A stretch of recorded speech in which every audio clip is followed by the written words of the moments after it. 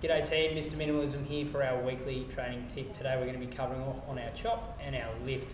Now the chop and the lift's great for teaching stability of the hip, static stability of the hip, and dynamic stability of the upper torso.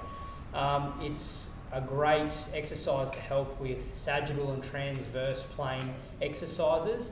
And today we're going to be using the rip trainer here. And this is a great little tool that we can use, anchored to a wall, nice and safe.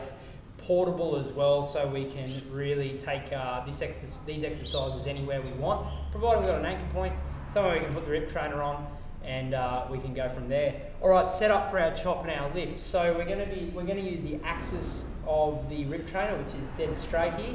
We're going to line ourselves 45 degrees off the rip trainer.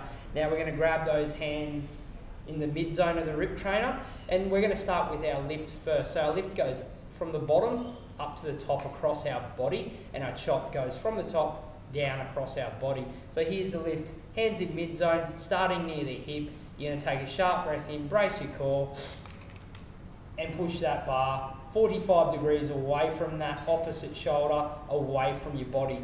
Make sure you go through the chest for the movement as well. So it's a sharp breath in, and then back to the start position. You can break it down, you can pause in the center, you can pull to the chest and then push away, or we can just do it in one move. Now, as this exercise becomes easier and easier, we can step further and further away from that anchor point to increase the resistance, and that'll really start to challenge that midsection bracing and the dynamic stability of the upper body and not being thrown off balance. Alright, to set up for the chop, we're going to have that inside knee up, reversing from the lift where the outside knee's up. We're going to start up near our shoulder here, through our chest once again, pushing away on that 45 degree away from the body once we go through our chest.